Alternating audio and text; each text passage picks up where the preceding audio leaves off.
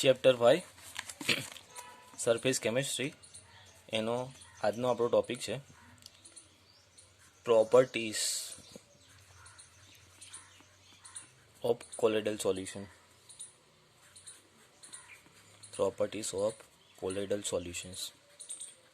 Last વિડીયોમાં આપણે preparation ભણ્યા હતા અને લાસ્ટ વિડીયોમાં આપણે એની કેટલીક ક્લાસિફિકેશન જોયું હતું. આજે આપણે જોઈશું પ્રોપર્ટીઝ. ઓકે, પ્રોપર્ટીઝમાં મોસ્ટલી 4 ટાઈપની પ્રોપર્ટી જોવા મળે છે કોલોઇડલ સોલ્યુશનની. બેઝિકલી 4 ટાઈપની પ્રોપર્ટી હોય છે. ઓકે, કઈ કઈ પ્રોપર્ટીઝ છે? તો પહેલી પ્રોપર્ટી છે કોલિગેટિવ પ્રોપર્ટીઝ. બીજી પ્રોપર્ટી છે ઓપ્ટિકલ પ્રોપર્ટીઝ. ત્રીજી પ્રોપર્ટી છે મિકેનિકલ પ્રોપર્ટીઝ અને ચોથી પ્રોપર્ટી છે ઇલેક્ટ્રિકલ પ્રોપર્ટીઝ. ઓકે, હવે એ જે ઓપ્ટિકલ પ્રોપર્ટીઝ છે એમાંથી આપણે ભણવાના છે ટોટલ 2 પ્રોપર્ટીઝ. એક ભણવાના છે ટિન્ડલ ઇફેક્ટ અને બીજો ભણવાના છે એને કલર વિશે. ઓકે, જે મિકેનિકલ પ્રોપર્ટીઝ છે એમાં આપણે એક વસ્તુ ભણવાના છે બ્રાઉનિયન મુવમેન્ટ. ઓકે, જે ઇલેક્ટ્રિકલ પ્રોપર્ટી છે એ પાછી 3-4 ટાઈપની છે. ઇલેક્ટ્રિકલ પ્રોપર્ટીમાં પહેલાં આપણે એના ચાર્જ વિશે ભણીશું. પછી ઇલેક્ટ્રોફોરેસિસ શું છે, ઇલેક્ટ્રોફોરેસિસ વિશે ભણીશું. પછી ઇલેક્ટ્રો ઓસ્મોસિસ શું છે એના વિશે ભણીશું અને છેલ્લે ભણીશું કોએગ્યુલેશન વિશે. તો ઇલેક્ટ્રિકલ પ્રોપર્ટીઝ પણ 4 ટાઈપની છે. આજના વિડીયોમાં આપણે ટોટલ 3 ટાઈપની પ્રોપર્ટીઝ ભણવાના છે. એક કોલિગેટિવ, એક ઓપ્ટિકલ અને એક મિકેનિકલ. ઇલેક્ટ્રિકલ પ્રોપર્ટીઝ આપણે પછી જોઈશું. ઓકે, તો શરૂઆત કરીએ આપણે પહેલી કોલિગેટિવ પ્રોપર્ટીથી. તો ફર્સ્ટ નંબરની પ્રોપર્ટી આપણે જોઈશું અત્યારે કોલિગેટિવ પ્રોપર્ટીઝ. ઓકે, તો કોલિગેટિવ પ્રોપર્ટી શું છે? તો property number 1 colligative properties. Okay, હવે કોલિગેટિવ પ્રોપર્ટી કોને કહેવાય? તો ચેપ્ટર નંબર 2 સોલ્યુશનવાળા ચેપ્ટરમાં આપણે ભણી ગયા કે એવી પ્રોપર્ટી જે અમાઉન્ટ પર ડિપેન્ડ કરતી હોય, જે ક્વોન્ટિટી પર ડિપેન્ડ કરતી હોય એને કોલિગેટિવ પ્રોપર્ટી કહેવાય. તો કોલોઇડલ સોલ્યુશન જે છે એ પણ અમાઉન્ટ પર ડિપેન્ડ કરે છે, ક્વોન્ટિટી પર ડિપેન્ડ કરે છે. તો અમાઉન્ટ પર ડિપેન્ડ કરે છે, ક્વોન્ટિટી પર ડિપેન્ડ કરે છે, એટલે એને કોલિગેટિવ પ્રોપર્ટી કહીશું. ઓકે, હવે આપણે કમ્પેર કરીશું 2 વસ્તુને.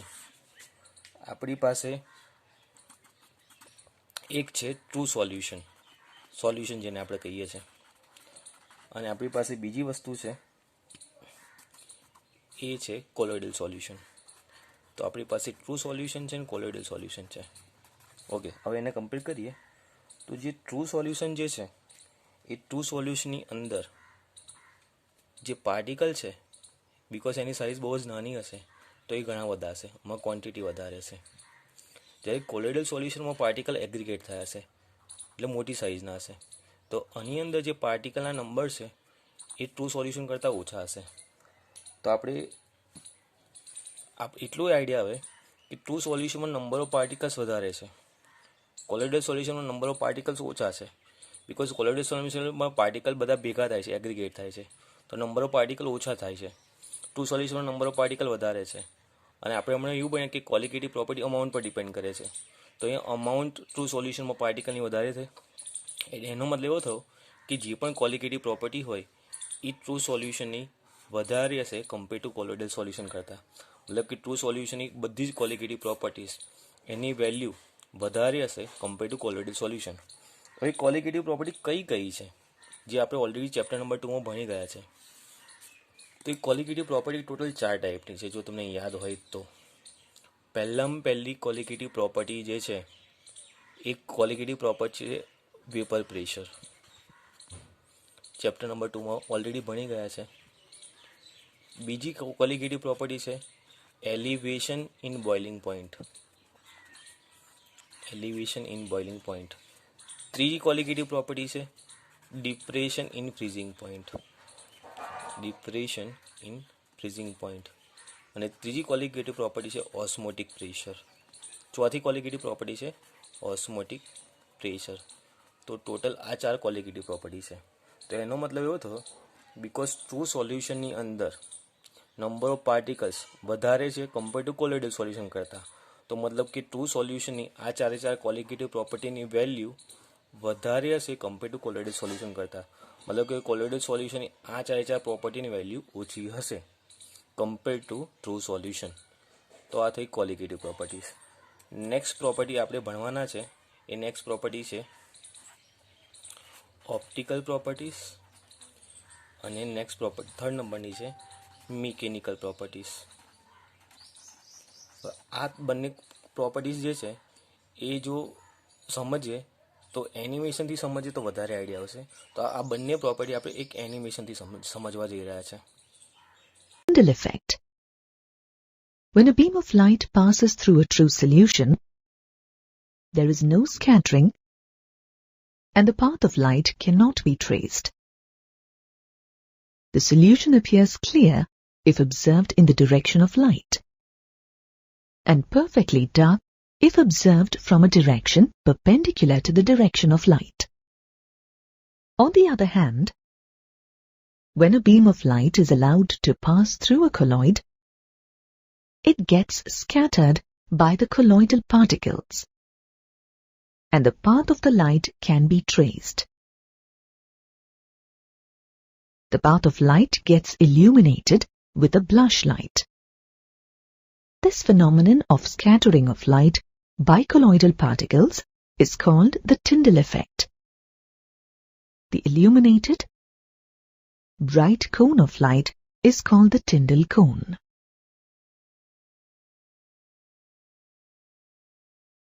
Try to recollect that every time you go to a cinema hall, you're able to trace the path of the light beam from the projector.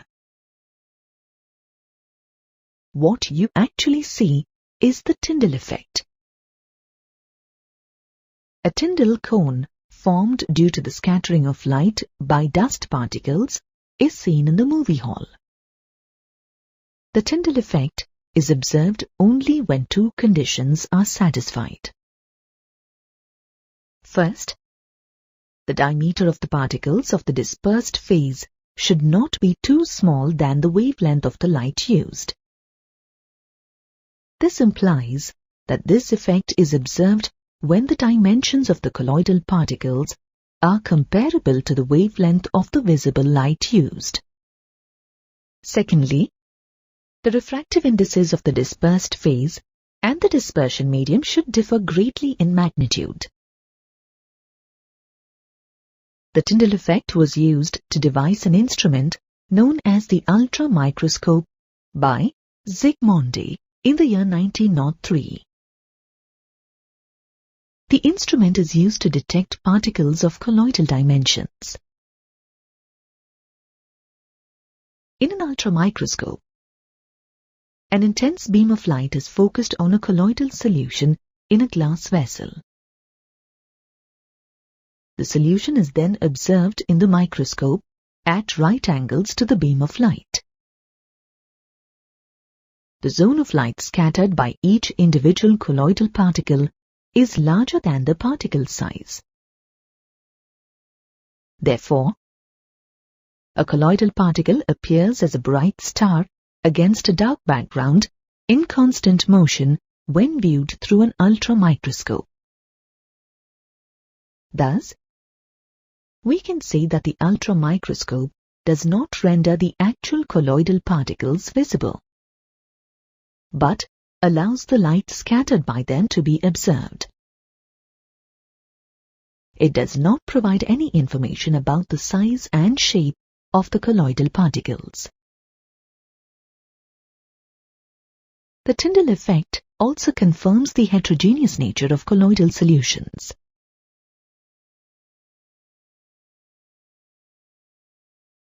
Another important optical property of colloids is their color. Colloidal solutions are generally colored.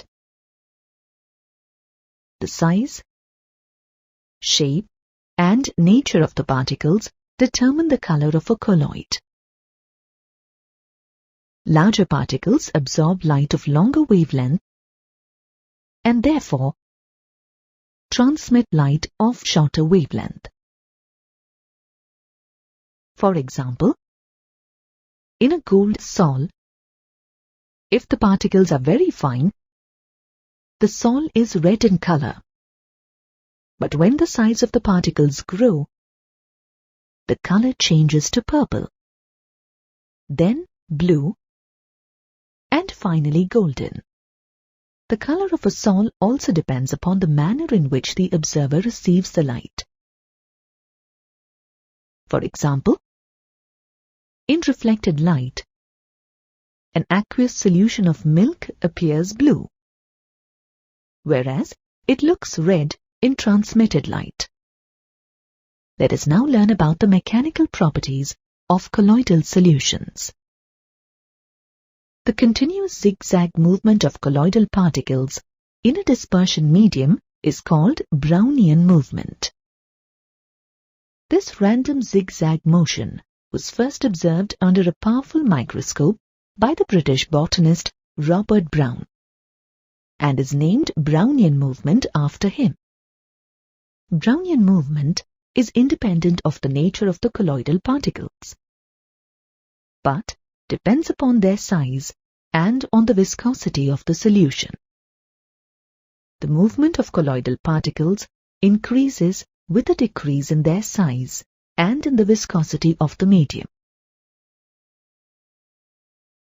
Brownian movement is caused by the bombardment of the molecules of the dispersion medium against the colloidal particles of the dispersed phase from all sides with unequal and unbalanced forces. This movement opposes the forces of gravity and has a stirring effect, meaning that the colloidal particles resist settling rapidly to the bottom of the vessel. Hence, we say that Brownian movement is responsible for the stability of a colloidal solution.